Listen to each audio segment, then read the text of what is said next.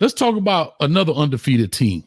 Who is the most quietest undefeated team streak in the world? You know who that is? Yes. Talk to me. And the rankings act like they don't even exist, though. The Pitt Panthers. The Pitt Panthers put a shellacking on Syracuse, conference win. How many turnover streak? I know they had 3 pick sixes in the first half, 4 interceptions, and ended up with 5 interceptions in the game. I don't even know if how many fumbles they had. Let me see if I can pull it up right here quickly. I think they had nobody fumbled, just interceptions. So no fumbles on the wood, only interceptions. 5 interceptions. They ain't need none. They need no. They need none. They gave up enough. Michael Perk says Army. Army is undefeated, but I don't think they would have quiet. I think they got some noise because of the Army, and Army and Navy being undefeated. So they got a little bit of put. But Pitt is getting no love out here in these YouTube streets. Pitt is getting no love out here in these college streets. Maybe because of strength of schedule, whatever. But bro, you picked 6 Kyle McCord 3 times, huh? 3 times. And take it to the crib. Bro, I want you to understand this. The halftime score for Pitt was 31-0, and they had a total of 86 total yards on offense. 86 total yards because the defense had scored 3 times.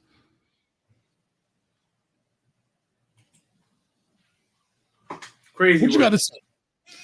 What you got to say about that? I mean, I talked about this briefly on our Bill and Take show. Like their head coach, Syracuse head coach. I got to meet Syracuse head coach last year. I interviewed his son. His son's like a 10-year-old baller, Fran Brown, and he was at Georgia at the time. We went and hollered at him. I mean, I actually know him. You know what I'm saying? I was in contact with him a lot last year. Good dude, man. Good dude. Stand for a lot. Know a lot about Miami. You saw in that game, he grabs McCord by the head and basically tells him, "I got your back." Something like that, right? Right. I don't know anything about Kyle McCord, right? And this is what I'm saying. But I'm here to tell you guys this. Like college football, you're giving 19-year-old, 18-year-old, 20-year-old, 17-year-old kids $10,000 a month, $15,000 a month, $20,000 a month.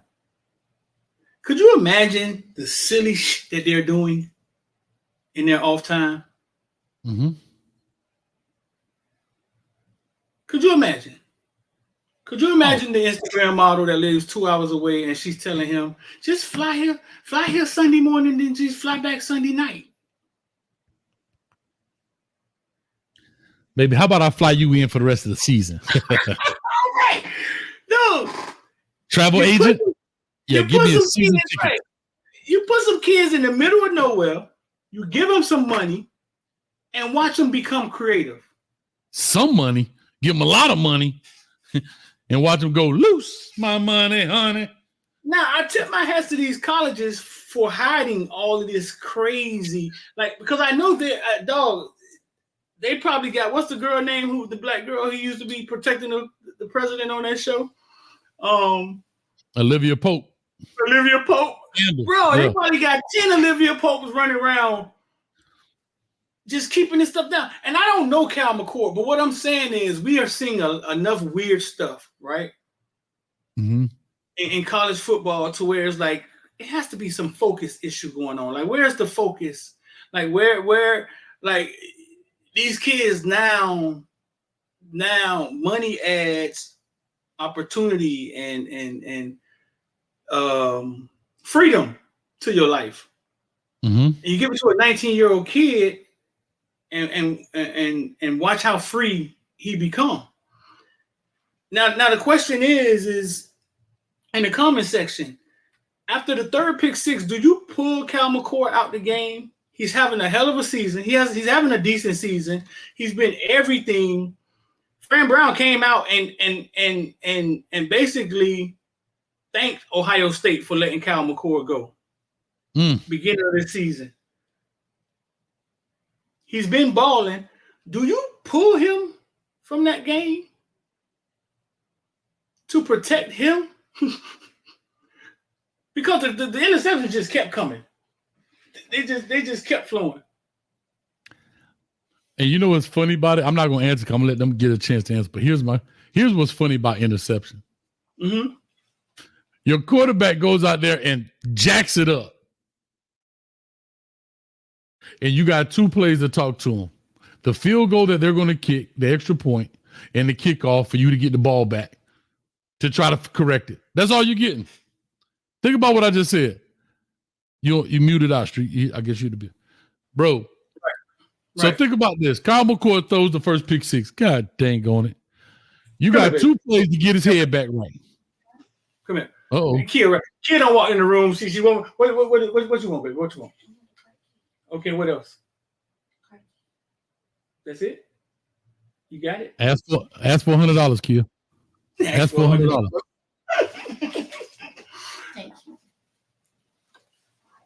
But that was the slickest $100 I ever seen passed off. That's what I'm talking about. So think about that, Street. Your dude just threw an interception, the first one, right? Think about what he throws the first one. All right, come on over here, baby. Look, they over there kicking the extra point. They get ready to go on kickoff. You get ready to go right back out there. He goes out there on the next drive, throw another pick 6. You're like, all right, baby, we got 2 more plays. They got the extra point and the kickoff. All right, stay focused. Look here. You go back on the next drive, throw another pick 6. I know Fran Brown was like, I know this camera on me right now, and I can't act the donkey like I want to. But I know he was drowning the goldfish when he went home. I know he was down. Just I can't remember. Were they all clean pick 6s or whatever, kind of like bouncing off people? I can't remember. No, I saw them all. They were clean. They were clean from what I saw. They were clean. And what's wrong with this wide receivers, dog? Ain't no drill. Y'all don't run no drill on the offense where you got to tackle the defense. Like, why we can't get nobody to the ground? Like, bro, it was a little nuts. So, like I said, it was a little crazy. But let's talk about Pitt for a little bit. Kind of like I think I want to give Pitt some love, even though they're in the conference. I want to build them up so we can break them down if they do happen to show up in the conference championship. I think they're another team that is playing. In my opinion, they're playing good team ball. I don't think they have any outstanding players.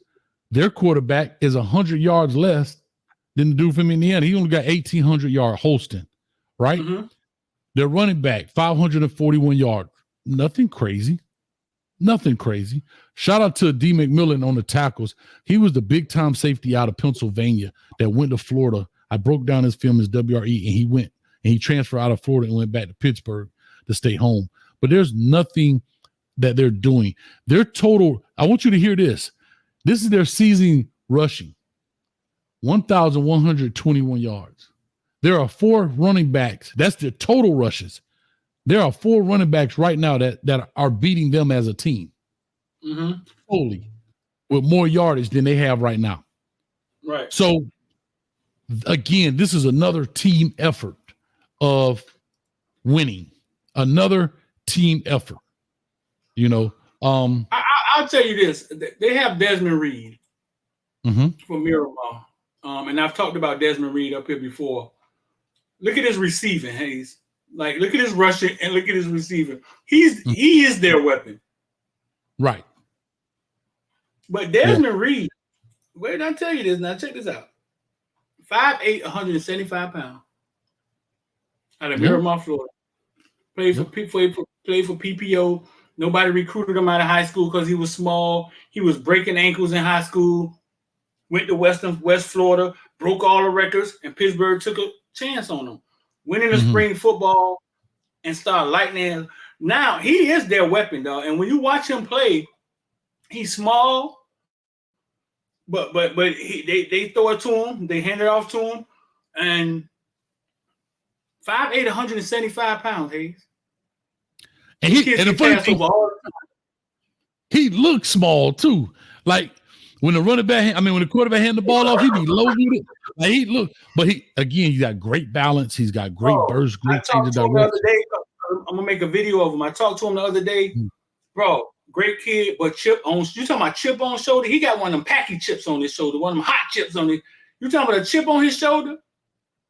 Well, he'll put it all on the line right there on the football field because he's been proving people wrong for. He been proving people wrong since the start. And it's been frustrated for him and his family because I remember. Mm-hmm. Yeah. And I get it because you know what the hard thing about kids like that? They are so dynamic at their particular school or area, especially being guys in South Florida, knowing this is the mecca of football. And then these colleges come and just pass you over, pass over you. And they'll go pick the third best running back on another team or the second best running back on another team because he's 6 foot, 190, 185, you know what I mean? That kind of deal. And that's what the hardest thing when it comes to these recruits and so forth. So shout out to Pittsburgh in the building, man, the Panthers. We can't wait to meet you. Shout out to my man T from Baltimore, baby.